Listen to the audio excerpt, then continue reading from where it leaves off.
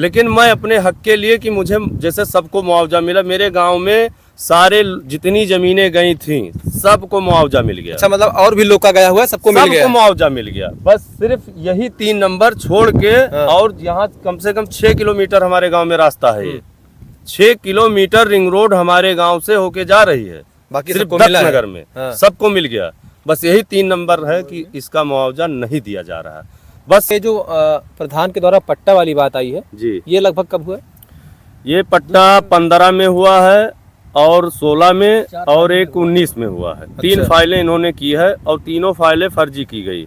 SDM साहब का transfer हुआ तब जो है, जो लेखपाल थे वो लेखपाल हैं नहीं इस दुनिया में, उन्होंने जाके जहां उनका ट्रांसफ़र हुआ बैक डेट में उन्होंने उनकी साइन करवाया, कानून लेखपाल का भी जो है तहसीलदार का भी करवाया ट्रांसफ़र। ये तो कह रहे हैं कि ज़मीन आपकी है, आपको मुआवजा मिलेगा। हाँ। लेकिन जब पुल बन के ख़त्म हो जाएगा, अभी काम हम लोग रुकवा रहे हैं। वो जो देखिए उधर जो है वो जो मशीनें चल रही हैं वो हमारे ही ज़मीन में चल रही हैं। वो जो मशीनें चल रही हैं उधर वो हमारे ही ज़मीन में चल अच्छा, रही हैं। पूरा आप ही का है? वो पूरा हमारा ही है। साथियों नमस्कार, मैं अमन सिंह और आप देख रहे हैं एक्सप्लोर न्यूज़। दोस्तों अभी हम मौजूद हैं, जो स्थान है ये है जो एक 65 से 70 किलोमीटर का एक रिंग रोड पास हुआ है, जो 2-3 जिलों 4 जिलों को आपस में कनेक्ट कर रहा है, जो क्षेत्र के बाहर से घूमते हुए जा रहा है।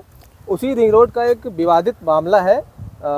बात यहाँ पर निकल कर ये सामने आई है कि जो लोगों को ज़मीन का मुआवजा जो है मिला है उसको लेकर कहीं ना कहीं समस्याएं पैदा हो गई हैं। अब लोगों की अपनी अपनी बातें क्या है वो इन्हीं लोग से समझेंगे, क्योंकि कुछ लोगों का कहना ये भी है कि अपने ही हक की अगर लड़ाई लड़ी जाए तो उस पर जो है मुकदमा कर दिया जाता है, उस पर जो है एक नोटिस जारी कर दी जाती है। अब इस पर इन्हीं लोग से जानेंगे कि आखिर इनका मामला क्या है और इस पर जो पूरा विवरण है वो इन्हीं से समझेंगे और यही लोग बताएंगे। क्योंकि हम इस समय मौजूद हैं सोहावल से ढेमुआ के रास्ते, जो गोंडा को रास्ता जाता है उसी के जस्ट बगल से एक रिंग रोड का भी रास्ता जा रहा है, उधर काम भी चल रहा है और यहीं पर जो है इन लोग की अपनी ज़मीन है और उसी ज़मीन को लेकर विवाद छिड़ा हुआ है। मतलब इन लोगों का कहना है कि उस पर जो है अभी पूर्ण रूप से जो है पैसा, मतलब उधर से तो आया हुआ है पर इन लोग के अभी जो है पास पैसे जो है अभी तक वहाँ पहुँचे ही नहीं है। रास्ते में क्या घोलमेल हुआ, कौन सी कमियाँ हुई, वो तो इन्हीं लोग से समझेंगे और जानने का प्रयास करेंगे।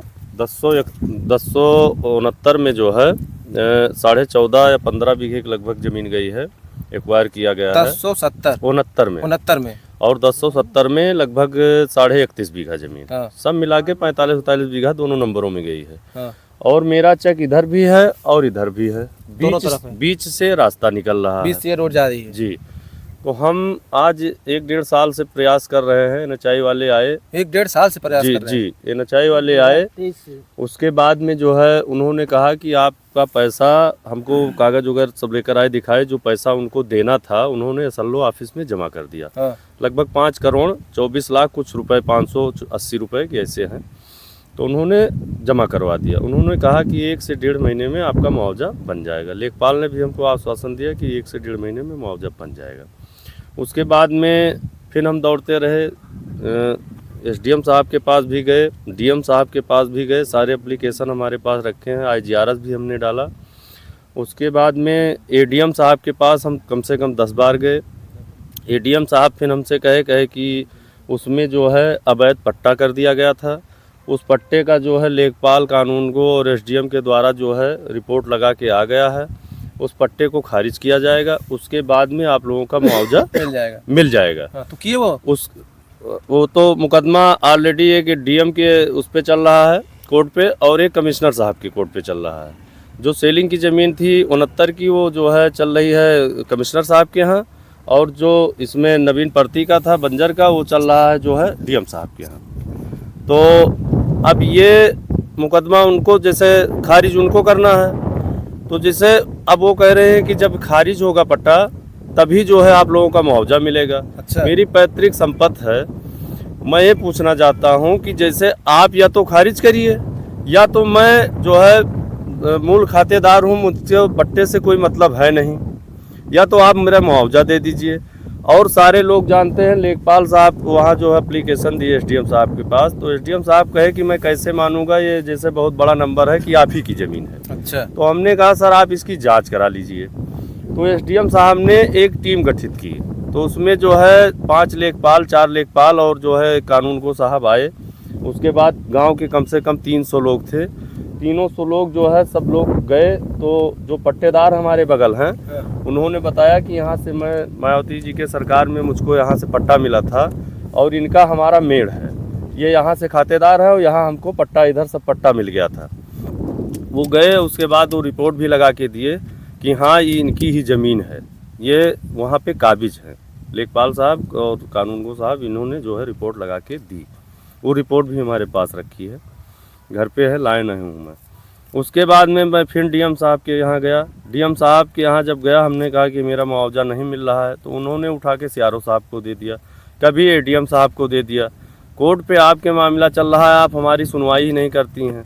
आप कभी एडीएम साहब को बता देती हैं, कभी जो है सिटी मजिस्ट्रेट साहब को बता देती हैं, जो है सल्लो के जो है उन्हीं के अकाउंट में पैसा जाता है, उन्हीं जो है ये सब देखते हैं सिटी मजिस्ट्रेट साहब ही।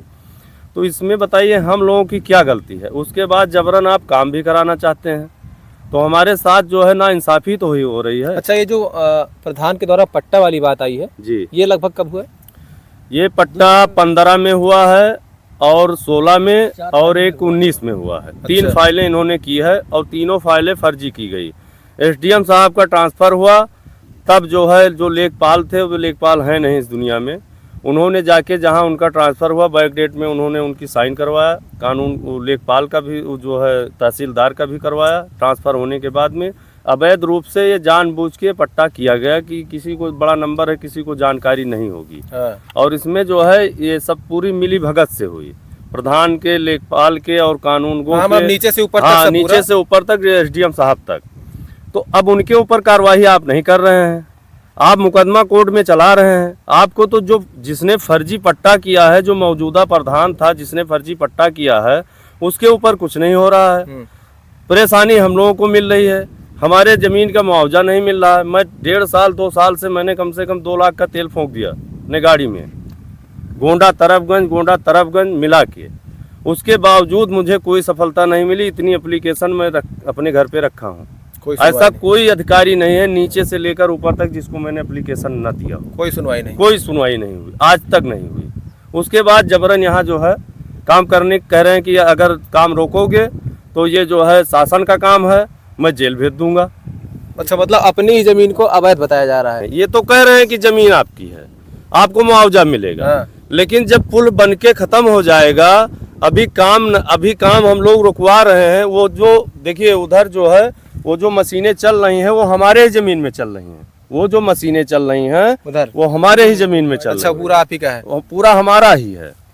7 जरीब का नदी है, उसके बाद 3 नंबर है 71, 70, 69। तीनों नंबरों में जो है वो मशीनें जो चल रही हैं इस समय 70 और 71 नंबर में चल रही है। वो आप ही का है? वो हमारा ही है। नदी जैसे काट के इधर चली आई तो जमीन कट गई, नदी पाट भी देती है, नदी काट भी देती है। हाँ, बिल्कुल तो जैसे जहाँ पट जाता है हम लोग खेती करने लगते हैं, कट जाता है तो नदी में कोई खेती करेगा नहीं, तो वो हमारे ही नंबर में जो है इस समय वो काम चल रहा है। आप लोग की जो जमीनें हैं सारा पूरा कागज आप लोग का है? पूरा एकदम ओके कागज, पूरा कागज है, उसमें कोई भी जी हाँ सारा। उसके बाद भी जो है ये पूरा खेल रचा जा रहा है। पूरा ये जो कर्मचारियों के द्वारा रचा जा रहा है वो पैसा ले लेकर बैठ गए हैं, हम लोगों का मुआवजा नहीं दे रहे हैं और न दिलवा रहे हैं, और उन्हीं के लिखने पर मुआवजा मिलेगा और लिख ही नहीं रहे हैं कुछ जो है। मतलब सवाल ये खड़ा हो जाता है कि अगर व्यक्ति एक बार प्रयास करता है, 2 बार प्रयास करता है, 10 बार प्रयास करता है तो उम्मीदों का एक पुल जो है टूट जाता है।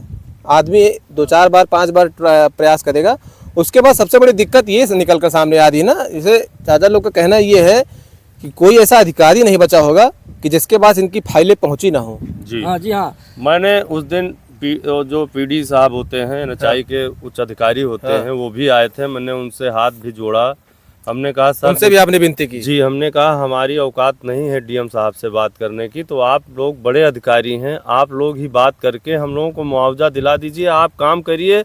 मैं प्रशासन के मैं सरकारी काम में कोई बाधा नहीं डालेंगे। हम लोग ये चाहेंगे कि काम होगा। हमारे गांव से सड़क रिंग रोड निकल रही है, हम लोगों के बच्चों की भविष्य के लिए मान के चलिए बहुत आगे अच्छी बात है। ये काम हो रहा है, हमारे गांव से रिंग रोड निकल रही है, तो ये मान के चलिए हमारा गांव स्वर्ग हो जाएगा। बिल्कुल हो जाएगा। मुझे इसको रोकने का कोई मतलब ही नहीं है।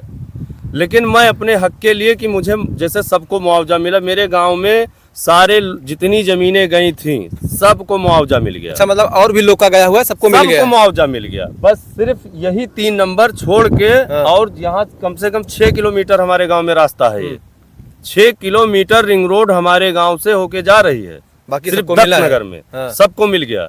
बस यही 3 नंबर है कि इसका मुआवजा नहीं दिया जा रहा है, बस प्रशासन के लापरवाही से। इसमें सीधा प्रशासन लापरवाही कर रहा है, क्योंकि हम लोग कमजोर हैं, हम लोग लड़ तो पाएंगे नहीं, ना हम उनसे जो है भिड़ सकते हैं। 1-2 बात करते हैं भाई, डांट के भगा देते हैं। तो ये लोग मुआवजा, जैसे कहीं भी कोई सड़क का मामला हो या फिर कोई भी चीज़ें हो, तो मुआवजा तो कहते हैं कि जितने भी लोगों का, जैसे अभी अयोध्या में रामपथ वाला मामला था, उसमें भी यही विवाद उठा कि सबको सही मुआवजा नहीं मिला। तो यहाँ पर ये विवाद जो खड़ा हुआ कि ज़मीन होने के बाद भी, अपना कागज होने के बाद भी पैसा ही नहीं दे रहे, क्या सबसे बड़ा कारण क्या लगता है आपको? सबसे बड़ा कारण यही है कि यहाँ सिर्फ अधिकारी जो बैठे हैं हमारे जिले में, उनकी लापरवाही है। क्योंकि पैसा तो आ जाता है, पैसा ऑलरेडी आके एसएलओ ऑफिस में रखा हुआ है, पैसा आ जाता है। हाँ, एनएचआई वालों ने मिल जाता है, लेकिन कर्मचारियों के द्वारा पैसा नहीं मिलता है किसान को। वही लोग धांधली करते हैं और बजाते हैं कर्मचारी लोग ही।